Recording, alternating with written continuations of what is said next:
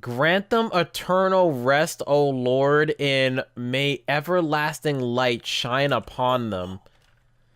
Alright. It was his soldier's intuition that drove Walter to reflexively take shelter. What the flying hell?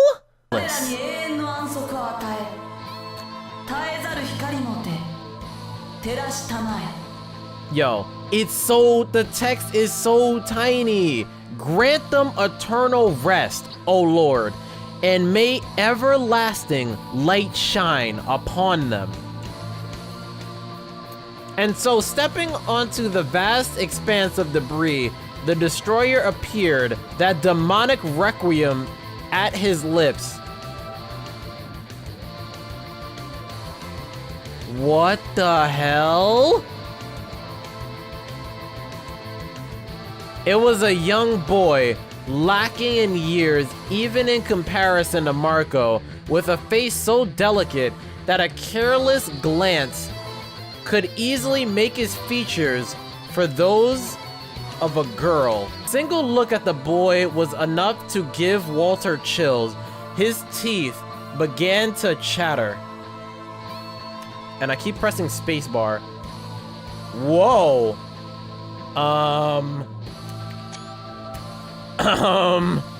This is a crazy looking man. And he killed everybody. What the heck? Is this guy a god?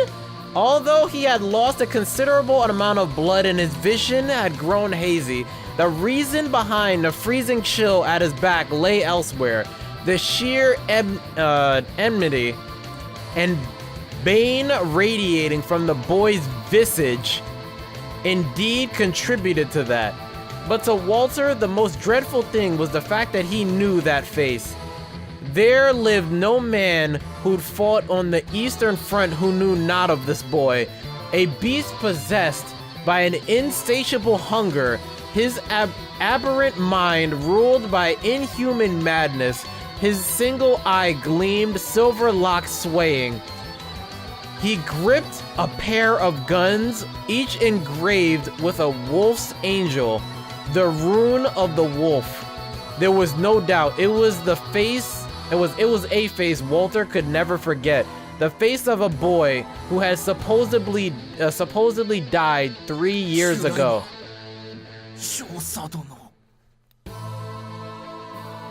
Major Schreiber? Eastern Front Assault Corps Special Unit Leader SS Major Wolfgang Schreiber. That is a mouthful. An unchained beast that slaughtered both friend and foe, the Ashen Demon that had supposedly met his end during a purge. How could he be standing here?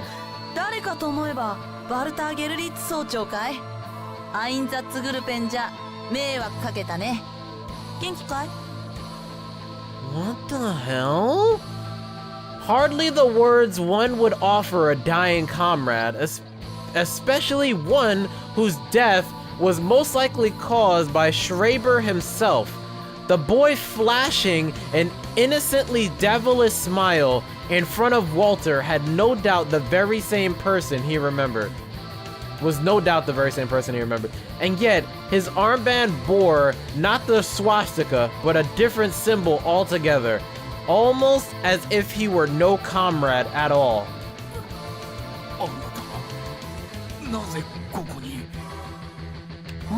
What are you and who are you?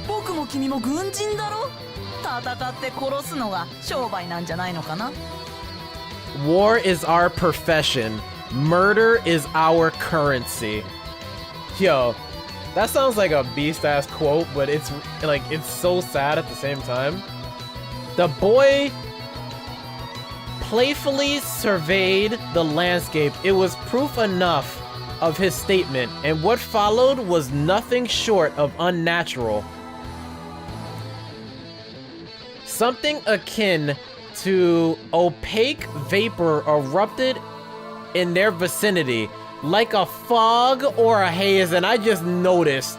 Oh my gosh, that's creepy as all hell. Those are freaking spirits coming out of the ground? At the same time, Walter's senses were assaulted by a dreadful moaning. These were the cursed cries of the fallen, fated to suffer and lament until the very end of time. This endless chorus of lamentation caused even the seething air of the battlefield to cool. These were the spirits of the dead. Walter felt like he could almost make out the faces of Marco and Joachim among the swirling mass, as well as the destination towards which they were spiraling. Straight into Schreiber's token cop eye patch.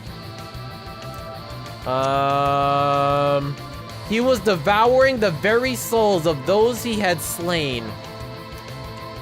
Confronted with such a repulsive, unworldly spectacle, Walter could not determine whether he should give himself over to rage or simply weep.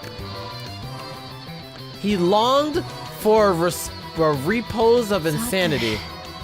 それじゃあ総長、僕はもう行かないといけないんだけど。君はどうする?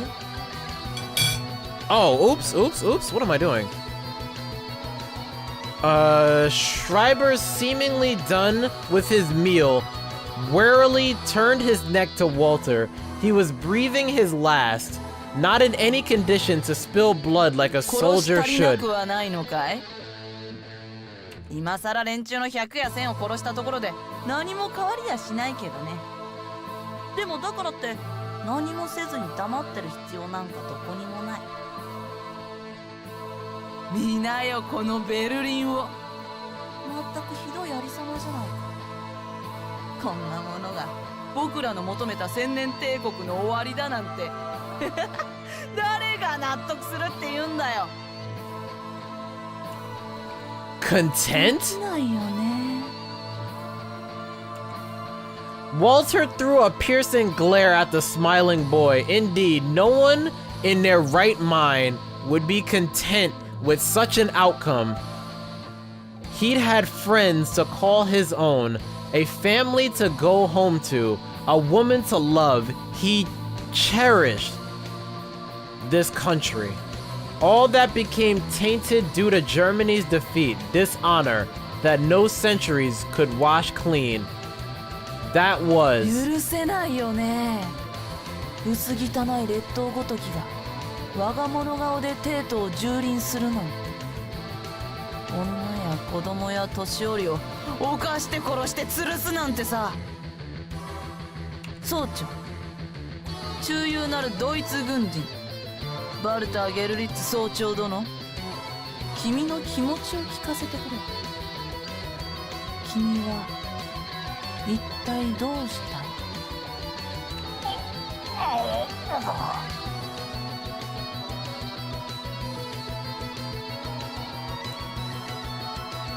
The amount of blood leaking forth from Walter's mouth made speech difficult, but his feelings were set.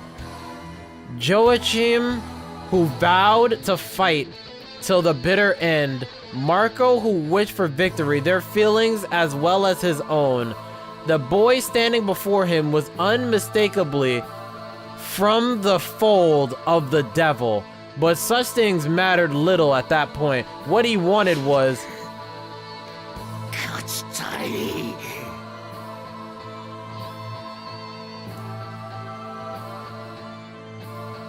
victory, honor, and glory for the fatherland, to bring peace for friends and family that had fallen, to bring prosperity for generations yet unborn, and above all else, for his own very own soul. Sieg Heil. 素晴らしいよその息だ。君のような勇者にこそあの方の血肉となる資格がある。戦争は終わらない。僕たちが終わらせない。何度ででも何度でも何度でも何度でも続けて続けて続けて続けて Grant us victory. 共に行こうじゃないか。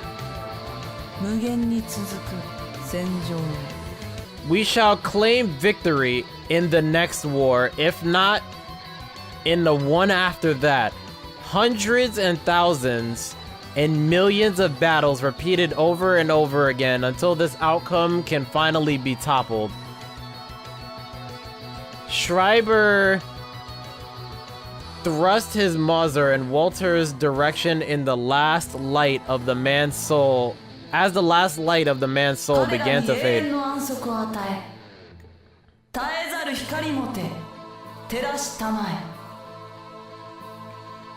Grant them eternal rest, O Lord, and may everlasting light shine upon them. His requiem was one of scorn for the fallen, pregnant with malicious intent. And yet Walter thought it beautiful, like the song of an angel. It was then that he finally realized that this was the apocalypse, and that he would soon join the ranks of those marching to destroy the world. He would become a strand of the beast's mane, one of many in his legion.